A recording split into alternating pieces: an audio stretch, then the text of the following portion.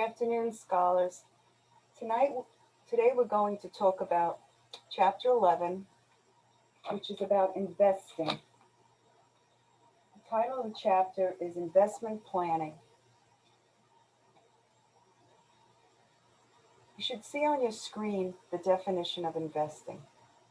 Investing is the process of placing money in a medium, such as stocks or bonds, in the expectation of receiving a future benefit.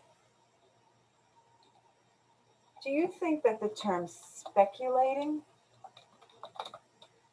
is the same as investing? Does anybody have any ideas about what speculating is? Well, speculating is a little different. It is a form of investing, but with future value or expected returns that are highly uncertain. So speculating is a form of investing in which future value and expected returns are highly uncertain. So there's a lot, so there's no, there may not be any future benefit with speculating. Now, I put away some money when I was in my early 50s, and now I'm retired, and I'm receiving a monthly amount from that investment into what they call an annuity. I'm going to type that word for you. And I am so happy I did, because that money helps with unexpected expenses, like a repair of an air conditioner, or the dog needs surgery on his eyes, or he needs his teeth cleaned, he has to be put under. So I'm happy I did this, and I'm telling you this because it's never too soon to put aside money. The younger you are, the less you have to put away to when you reach my stage in life. But because I was older when I started it, I started late. I wish I wish I had taken this course. And so I put like 10% of my salary into this annuity, and I'm so happy I did. And I didn't even feel it. Once I got it going, I didn't even think about it anymore. It automatically came out of my salary and went into this annuity. And at the end of the day, I had a certain amount in there, which was a big, wonderful surprise when I retired. Okay, so I'm going to do a new screen share. And we're going to go over in depth Chapter 11. So let me just pull this new screen share up. Just give me 1 second.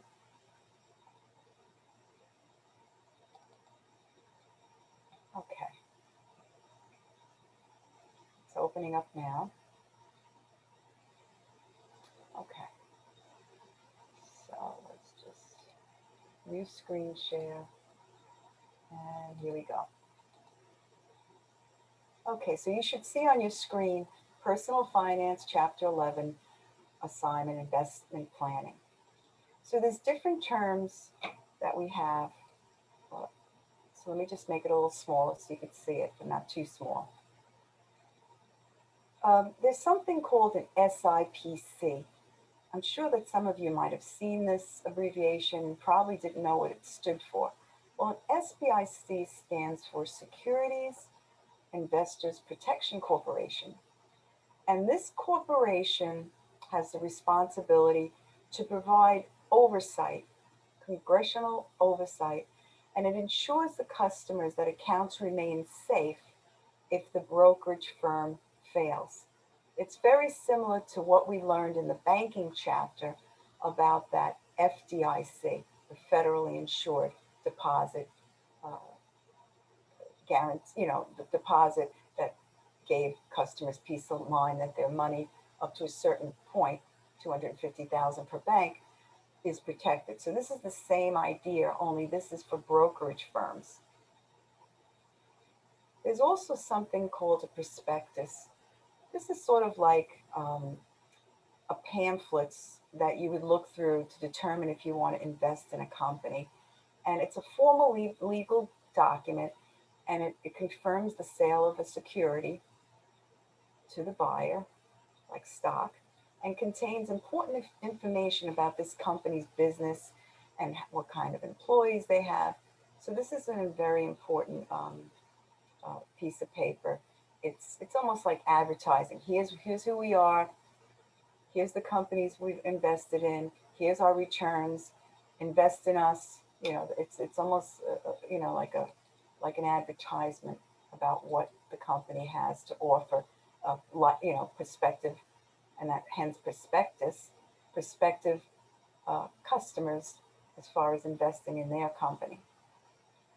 Now, there's something called an investment plan. This is where you put a plan together. Now, fortunately, I worked for a college in New York, and they had people come and educate us. We used to call it lunch and learn.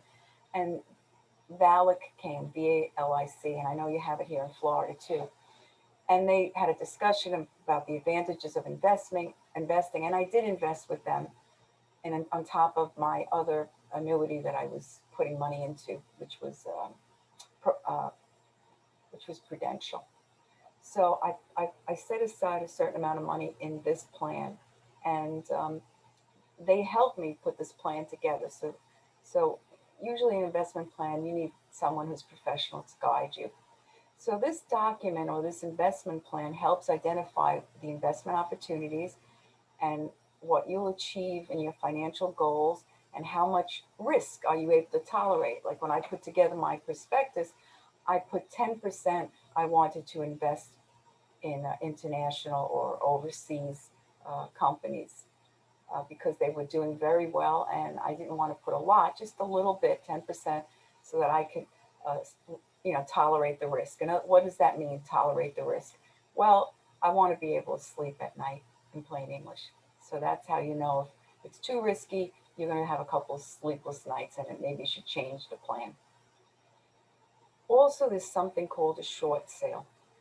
When I worked in Wall Street, I was working there, and I learned this term, short sale. The brokers would sit in front of the screen all day long looking at the numbers going across and just glued to the screen. And what they would do is they would buy these securities that they felt were going to drop in price. They were actually rooting for that to happen. It's called a short sale. So it's a transaction that involves selling borrowed securities with the expectation they can be replaced at a lower price in the future. So it's almost the reverse of what you would want when you buy securities. You want your stock to go up in price, and you want dividends, hopefully, which are earnings that are returned to the investors of the company. Then there's something called risk aversion, RISK. I couldn't get the word out. Risk aversion, risk averse. This term describes the attitude of an average investor, and it's individual. My risk aversion might be different from yours. You might like to go zip tying on a zip line. I don't know what the term is for that. I personally like a brisk walk around the park. To me, that's as risky as I'm going to get.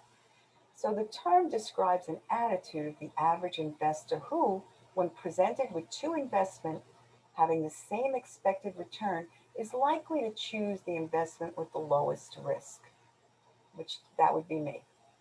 So here's an explanation. The key investment decision terminology and definitions are summarized as follows. The process used to settle disputes between the client and the brokerage firm. Sometimes something happens and there's a disagreement, and they want to settle it outside of court because sometimes court involves legal fees and it's a lot of red tape and it takes a long time, and sometimes it could be tied up in court for years. So they have this panel. It's called arbitration. ARBITARATION, ARBITRATION. And this arbitration, it's a decision made by the arbitration panel. And what happens is their decision is binding. So you can't go to court if you don't like the decision of the arbitrators. And the investor cannot, right, it says it here, the investor cannot go to court for an appeal if he is unhappy with the decision, he or she. All right, question 2. How much capital do you need to start investing? Now, I invested 10% of my salary, and I thought that was a good amount. And believe me, it added up over time. The motivation for making investments is largely driven by the goals you have. These goals could be short term, such as buying a new car, or saving for a down payment, or save enough to take a year off and travel, or just to save money so you can live comfortably in the golden years, which is what I'm in now. And I am living very nicely. I'm very happy. And I also enjoy my teaching at Pasco Hernando State College. It's part-time, but I love teaching and I love my students. In any situation, the first step to identifying the amount of capital you need and how much risk you are willing to take for the return you expect. So let's have an example. There's this man called Hubert, and he's 32 years old, and he's a financial consultant, and his primary, meaning number one, long-term financial goal is to own a home, and that was my goal before I retired, and I did own my own home. Unfortunately, I lost it to Hurricane Sandy, but that's another story for another day. Therefore, he wants to begin an investment plan that will make his reality within 10 years. So he currently has $5,000 saved for this purpose, and he wants to determine how much he has to put away in savings so that he can reach his goal. He also wants to earn an average annual return of 8% on his investment. And he'd like to have a total of $250,000 for this down payment, which is not unreasonable. Usually you have to put 20% down, and you also have to have closing costs. So nowadays it's very difficult to get a home without having this money set aside. So here we have tables to help us with this calculation. We don't have to do it in our head. You can also do it with a financial calculator if you have one. I think Texas Instruments has a good one. So here's a table of future value. So I have 5,000 with a rate of 8% over 10 years. Here's the future value factor, 2.159. Then they have an annuity factor. How much do I have to put in a month at 8% in order to also achieve the goal? So you got two things going on. You got the initial deposit of $5,000, and then what he's going to put away each month. That's like an annuity each month. So we invest the $5,000 today. We're going to use this number to figure out what that's going to be in 10 years. And it earns 8%. So his return on that alone, just that 5,000, is going to be $10,795. So let me just double check that. So how did they get that $10,795? Let's see if I agree with their calculation. So if you take the $5,000 and you times it by the 2.159, you will get $10,795. So I'm going to put that in the chat box so that someone could see that. So 5,000 is initial investment. 5,000 times 2.159, and that's from the future. That's from the future value chart. That's how we got that. And then you times that out, you get $10,795. But that's not enough. How much did he want? He wanted $250,000.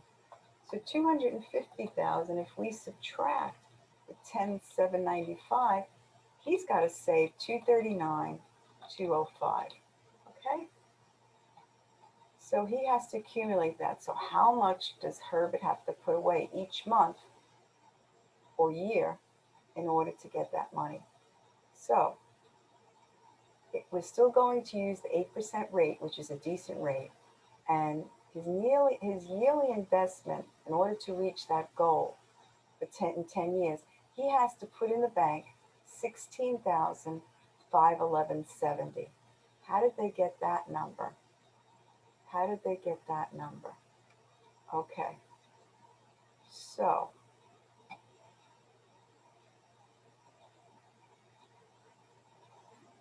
so let me just see one second. So we have 14. Okay, so if we take 239,205 and we divide it by 14,487, which is the future value of an annuity, that's how we get the 16,511.70. So we take the remaining amount that he has to put together, 239,205. We divide that by 14.487, which we took off the chart, and he has to put away 16,511.70 per year. If we want to know how much per month, then we have to divide that by 12. So each month he has to put away $1,375.98. It rounded up to 376, but we're being precise. Per month, he has to put that away per month in order to accumulate this money. The terminal value of a one-time investment is calculated by multiplying the initial investment, which was the $5,000, by the future value factor, which we saw was 2.159. So we did that. And then also they give you what you have to do with the financial calculator. You put in 10, you put in keystroke N, I/year, PV, payment, FV, CPT. So it's 10, 8 minus 5,000, and you'll come up with a 10,795. So, okay, so now, how did we figure out the 239,205? Well, this is the future value annuity factor, the monthly amount for 10 years. So 10 times 12, that's going to be 120 payments of this number of 16,500. The monthly we said was $1,375.98. So what we do is we take the 239,205, which is what we have to raise to come up to 250,000. We divide it by the 14.487, and that's how we get 16,511. But that's per year. To get a monthly number, we would have to divide by 12. Suppose instead that Herbert had no savings. So if he had no savings at all, no $5,000 at all, and he had to accumulate the 250,000 in 10 years, then we would just take the 250,000 and we divide it by the future value annuity factor of 14.487, and we would get 17,256.85 per year. And if you divide that by per month, he'd have to put away $1,438.07 a month per month in the bank.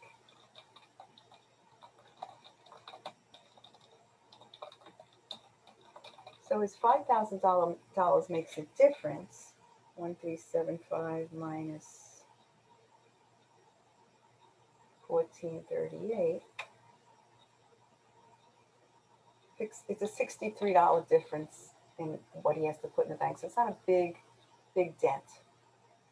When Herbert starts with the initial investment of $5,000, the total amount that he ends up contributing to accumulate 250 is $170,117.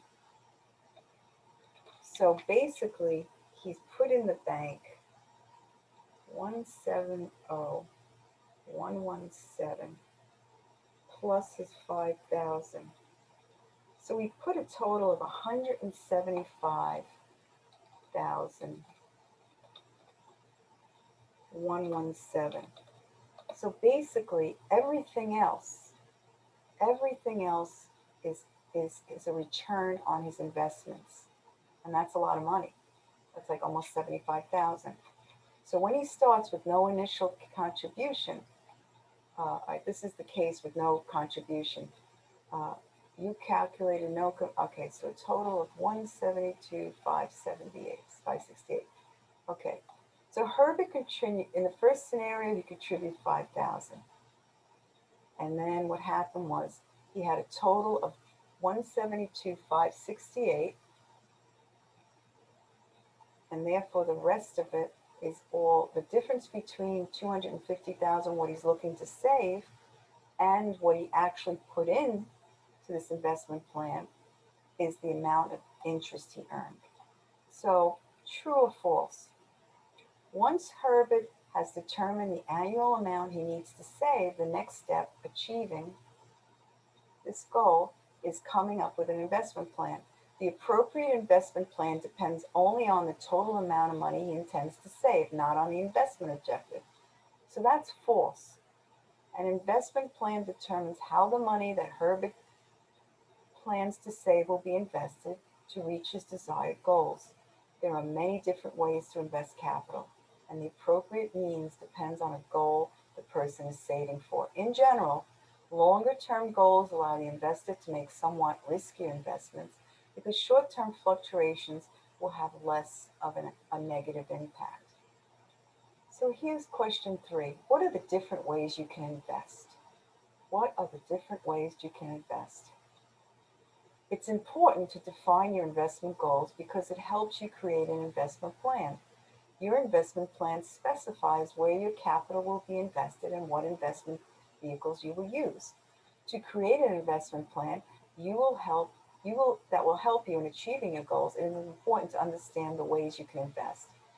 First of all, the good news about buying a house is once you invest and buy this house, once the 10 years go by and Herbert buys this house, that house will continue to appreciate. So in effect, the house itself is another form of investment. It's another form of investment. So what's common stock? What is common stock? Well, remember the equation in accounting. Assets equal liabilities plus owner's equity. Well, owner's equity are the common stock. So if I buy some common stock in Amazon, for instance, I probably could barely afford one share of that stock. I am an owner in that business. That one stock, it entitles me to call myself an owner in that company. I own a share of common stock of Amazon. So that's a way to invest. There's also these other things called bonds. And they're interest bearing and they're negotiable. In other words, I can take this bond and sell it to someone else, or I can sell it back and I can get my money immediately. So they're liquid. So interest-bearing negotiable certificates of long-term debt issued by a corporation that can be exchanged for common stock in the issuing company. So sometimes a company will issue these, what they call convertible bonds. So it's like a convertible car. So one minute the car has a top, and then we can convert it into a topless car by putting the top down. So these bonds, one minute they're a bond, and we are collecting interest on them, and then we can choose, if we wish, to convert them to common stock. So they're a special type of bond, a convertible bond. There's many different types of bonds, but that's one of them.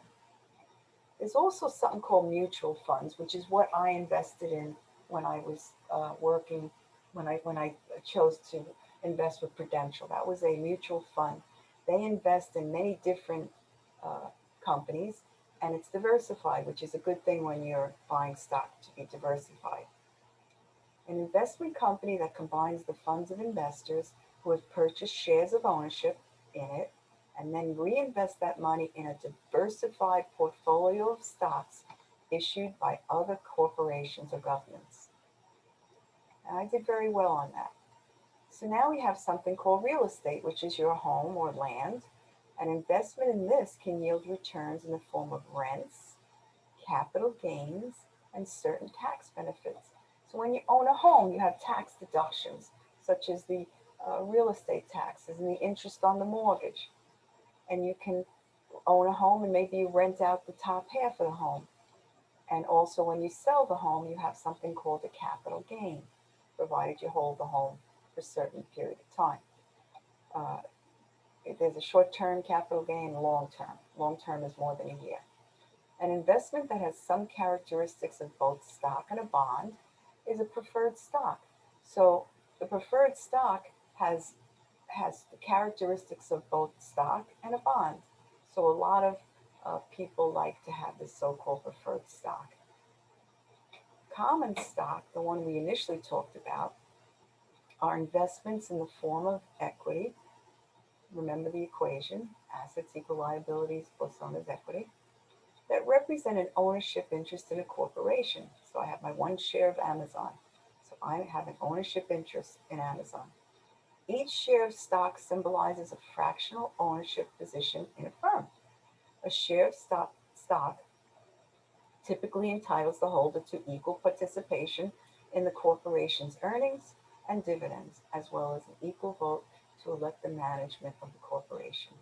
From the investor's perspective, the return to stockholders comes from dividends or appreciation in the stock. Common stock has no maturity date and as a result remains outstanding indefinitely. So here's a story about Neha. Neha is a young but relatively experienced investor who follows the markets and individual companies closely. She has a high-paying job and a large amount of capital to invest, and she should purchase common stock to increase her wealth through either appreciation of the value of the share or dividends from holding the share, or a combination of both. Now, Neha's friend John has a lower tolerance for risk and prefers guaranteed interest payments. Therefore, her friend John might prefer a bond, BOND. It guarantees fixed interest payments, usually paid semi-annual, meaning twice a year, in addition to the return of the principal value at the end of the investment period or at the maturity of the bond. So how do we understand these security markets? So let's take a look at understanding the security market. There's a term called NASDAQ, and I'm sure you've heard this on the news, and NYSE stands for the New York Stock Exchange, and the National Association of Security Dealers Automated Quotations is NASDAQ. All the investment vehicles that you can use in your investment plan are traded in the securities markets in the form of stocks, bonds, and other financial instruments. There are physical places, and they are physically located in Wall Street, NYSE, the New York Stock Exchange, or the electronic network called NASDAQ, where investors trade these securities. Security markets can be divided into primary and secondary markets. So let's see, what's a primary market? So a primary market is new securities are sold to the public, and one party to the transaction is the issuer of the stock. So it's a direct purchase from the company itself, like I directly purchase from Amazon, let's say. The secondary market is where the securities are traded between investors. I buy Amazon from some dealer or from other person that owns the stock. So that's not directly from the company. So security markets can be divided into these primary and secondary markets. When new securities created by the issuer are sold to the public, usually with the involvement of an investment bank, the transactions take place in the primary market. When the arena of security trading, the secondary market plays an extremely important role. The secondary market can be divided into broker market and dealer market. So let's look at this little chart here. So trades take place on a physical trading floor. So we have two choices, broker and dealer. So the answer to this is broker on a trading floor. Ask and bid prices are posted electronically. That's in the case of a dealer. The NYSE, the New York Stock Exchange, and the New York Stock Exchange market are part of this market. and that would be the broker. And the market involves trades and securities for big name companies. That's both of them, the broker and the dealer. Okay. Neither broker markets nor dealer markets are part of the initial sale of stock from corporations, but rather they facilitate trades between investors in the secondary market.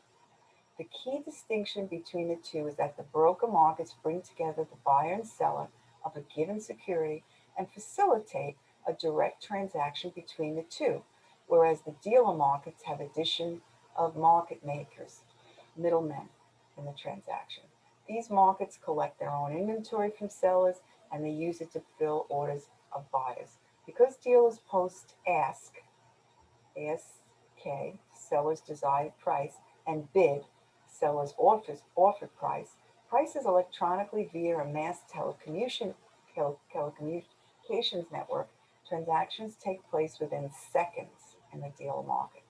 Broker markets, on the other hand, take place on physical trading floors. Broker markets take place on a physical trading floor. But nevertheless, the automated quotation system and the over-the-counter OTC markets, they both deal with stocks from big name companies. So here comes question 5. How do transactions work in the securities markets? Well, transactions involve buying and selling securities, and they're conducted through stockbrokers, who are also known as account executives or financial consultants. When choosing a stockbroker, investors have 3 primary options: full-service broker, a discount broker, or an online broker.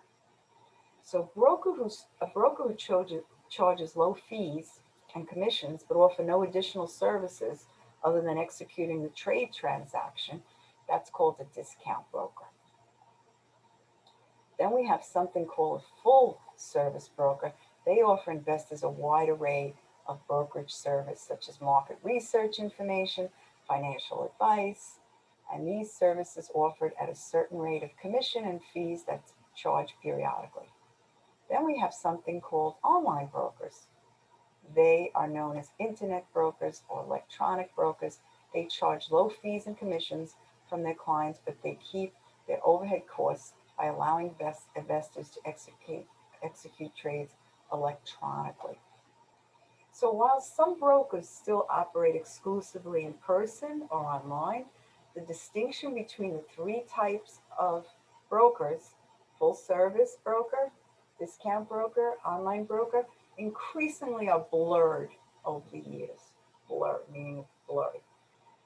The chart that follows shows fees imposed by different discount brokers. As you can see, all of them offer both online and broker assistant trades. So we have, for instance, Share Company, and they have $7.95 they charge. Then we have Share Funder, $9.95, E-Exchange, $9.99. Commission and broker assisted trades, you see the price goes up a little because they offer more than just doing the transaction. So we have ShareCo is $20, E-Exchange is $54.99, for instance. So because fees charged for broker-assisted trades can vary considerably, and you'll see that by the chart, it is worth shopping around before choosing a broker, because it can be from $19.95 to as high as $54.99. Suppose you're a serious investor with large amount of capital and prefer to deal directly with an in-person stockbroker. Check all that apply. Well, a full-service broker is the better option for you than an online, because you want services beyond simply executing. Also, choosing a discount broker can save 30 to 80% of the commission charged by full-service broker. That would be the incentive to go with that. So let's recognize the different types of orders. I'm going to type them in the chat box. We have something called a market order, a limit order, and a stop loss order. So what are these things? An investor, based on their goals, can choose what suits their needs. Based on the expectations regarding a specific transaction, you can order the market order, the limit order, or the stop loss order. So Neha is an experienced investor who enjoys researching and investing in individual stocks that appear promising. On August 12th, she's reviewing the information. So she sees a stock for eSolver. It last traded at $149.73. Its previous price was $146, and it basically went up $3.73. She'd like to buy 100 shares of this stock at some point during the day if the price falls to 146.35. Therefore, she places a limit order at 1:02 p.m. When she places a day order, if the price does not reach 146.34 by the end of the day, her order will be canceled. Her broker is able to execute the trade 2 hours later, obtaining her shares at 146.35 each. So a limit order is a request by the investor. In other words, don't buy the security unless it reaches a specific price or lower, and it limits the order so that if it doesn't happen, if it doesn't reach that value, then the order won't happen. The order will be canceled. So suppose that same stock falls and eventually at a price of 145. In this case, let's say she purchased 112, it fell by $112 between the time of her purchase and the end of the day. She instead placed, let's say she placed a market order instead of a limit order. And she wants 100 shares still, and the same number of shares at 149.88 per share. She would have lost 465. Let's see. If Neha had placed the limit order a specific amount, no shares would have been purchased when the price hit 149.73. A buy limit order specifies to purchase shares only if the price falls to a certain amount. So at the end of the day, when the value of 100 shares dropped to $14,523, she would have lost a total of $112. If Neha had placed a market order, her broker would have immediately purchased the shares at 149.88, and then Neha would have had $14,988 of the stock. At the end of the day, when the stock price dropped, her total would have been 14523, which is 465 less than their worth when she purchased them. So it was good that she put the limit order. Lorenzo is another investor who owns eSolver stock.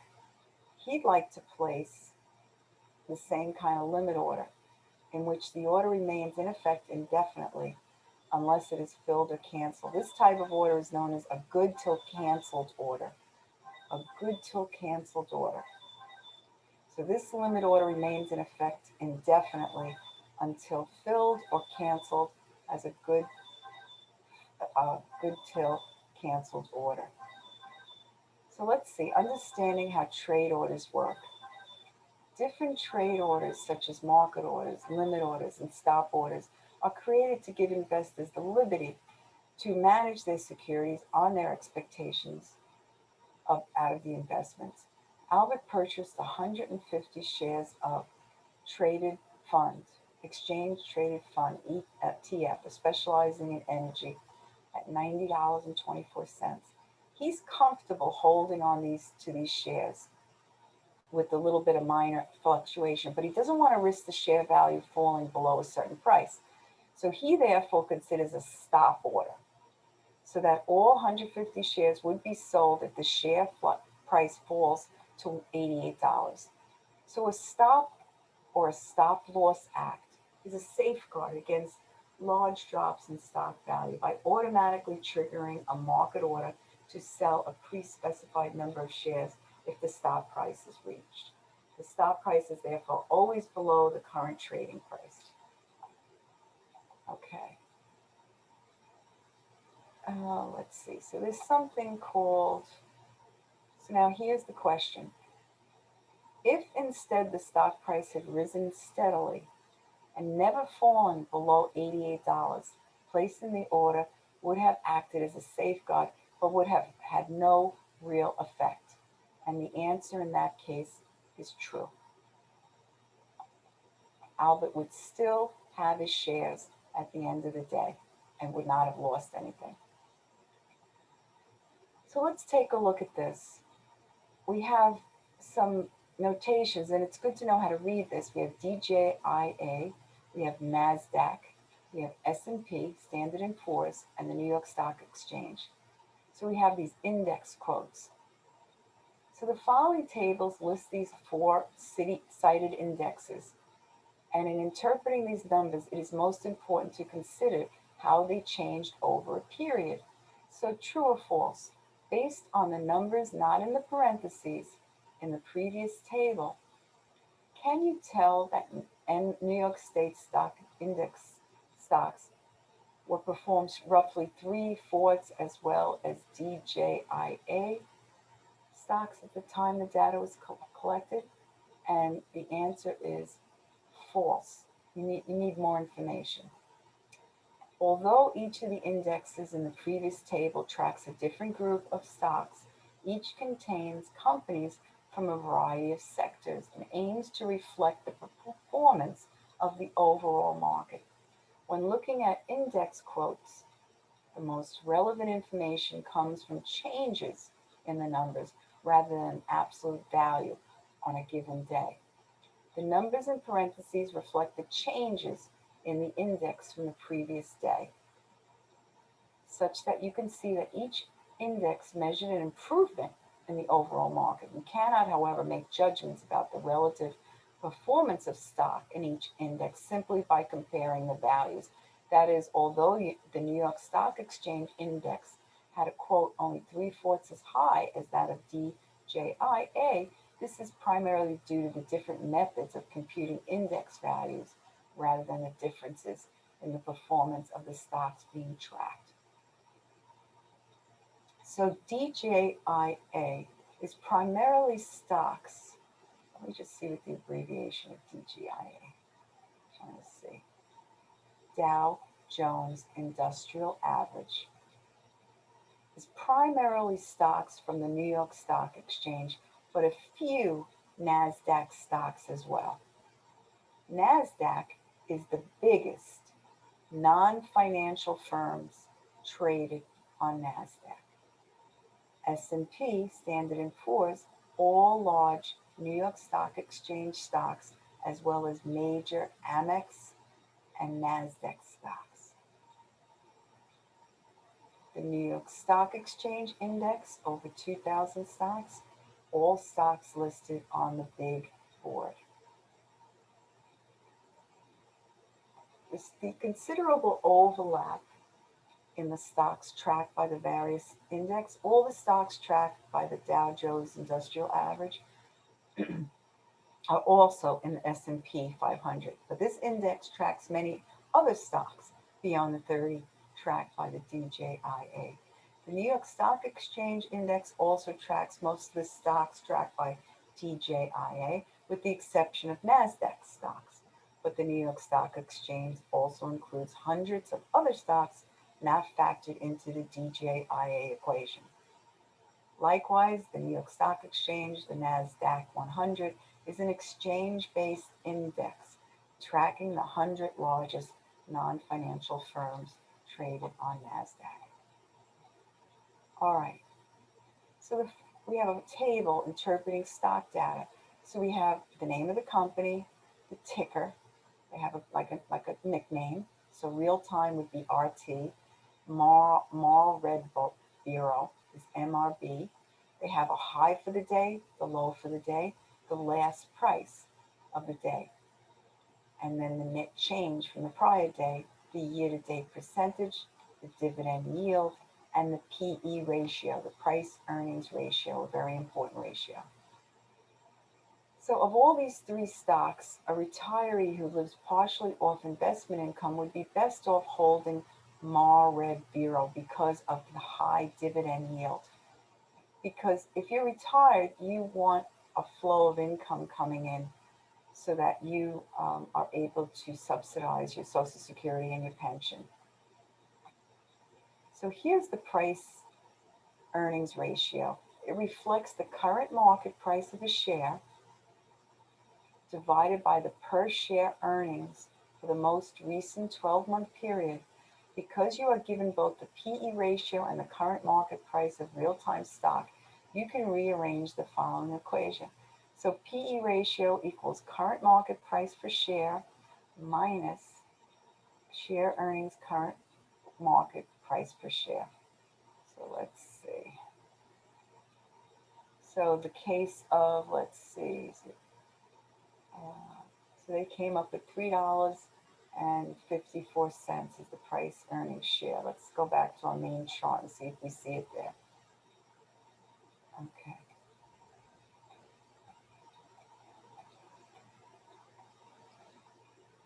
The difference between the last price of the day and the last price of the previous date is given by the final column net change. As I mentioned before, asset allocation. It's a decision of how you want to divide your investment. So you could have short-term securities such as treasury bills and CDs. You can have bonds such as municipal, corporate bonds, and you can have equity funds, stocks, stock mutual funds. So you can allocate based on your risk aversion attitude.